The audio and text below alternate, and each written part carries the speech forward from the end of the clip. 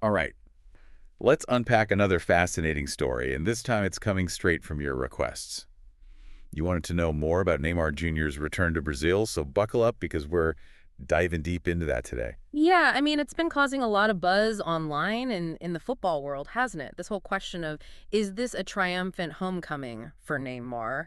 Or is it, a sign that maybe his career is on a bit of a downswing? That's the big debate, and we're going to get into all of it. We are. We're taking our cues from a really interesting podcast called Neymar's Return, the end of his Al-Hilal journey and a new beginning at Santos, which really gets into like the nitty-gritty of his time in Saudi Arabia, why he decided to come back, and what it all means for him moving forward. Because there are so many questions, aren't there? Like, Right. what did he achieve over there? Can he really reignite his career back at Santos?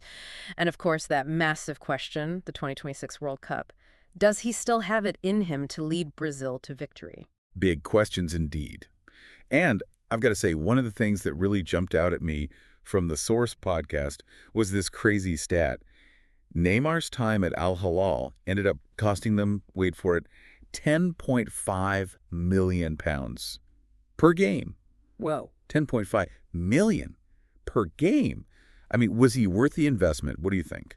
Well, it's interesting because, when he first signed with Al-Hilal back in 2024, it was for 80 million euros, right? And everyone thought, wow, this is huge for the club. Oh, yeah, they were making a statement like, we're here, we're serious contenders on the global football scene. Absolutely. But then, of course, things took a bit of a turn, didn't they? Injuries, especially that nasty ankle ligament tear. Oh, yeah, kept him off the field for ages. It really hampered his performance, and I think ultimately that's what led to them both agreeing to just, call it a day on the contract. Yeah, and that's where Santos FC comes in. Back to his roots. Back to where it all began.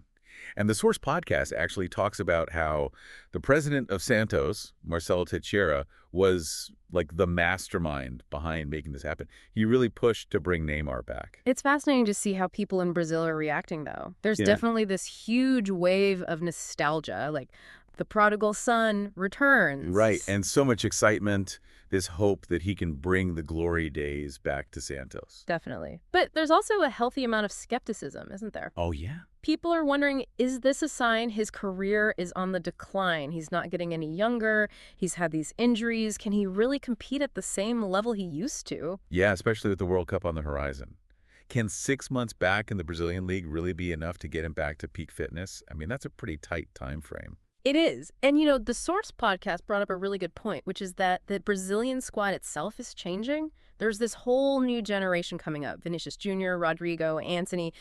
These guys are hungry. So the question is, can Neymar keep up with them? Does he still have the pace, the stamina? Can he dominate like he used to? He's not that young prodigy anymore, you're right. Exactly. The game has moved on. The competition is fierce.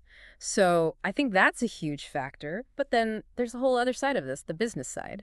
Right, because for Neymar, coming back to Brazil could be a way to kind of rebrand himself, reconnect with his fans back home, maybe even set himself up for life after football. Totally. But what about Santos? What's in it for them? Bringing back a player like Neymar is a huge financial risk. Good time. But it could also be a massive payoff.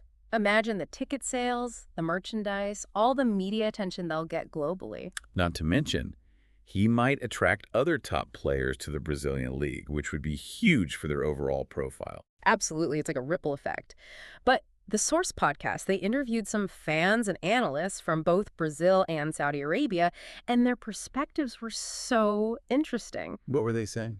Well, I mean, there's this feeling among Brazilian fans of, like, redemption, This is Neymar's chance to rewrite his story, lead Santos back to the top, reclaim his legacy. That is powerful. Yeah, but in Saudi Arabia, there's definitely some disappointment, like they didn't really get to see the best of him because of the injuries. So it's a really complex situation. It is, and even the analysts were divided. Some are saying this is a step backwards for him, while others are saying it's a smart move to extend his career and prepare for the World Cup. It's all about perspective, I guess. Yeah.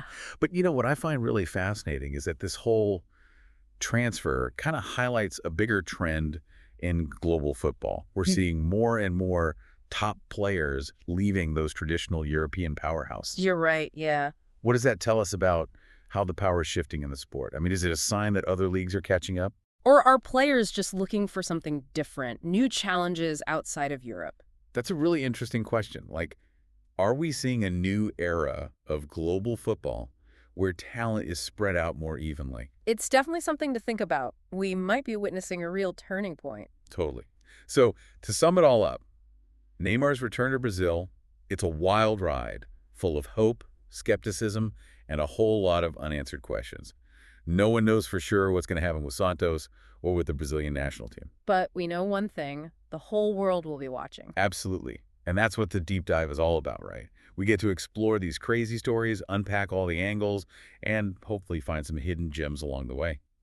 Thanks for joining us for this one. We'll catch you on the next deep dive. See you then. Bye-bye.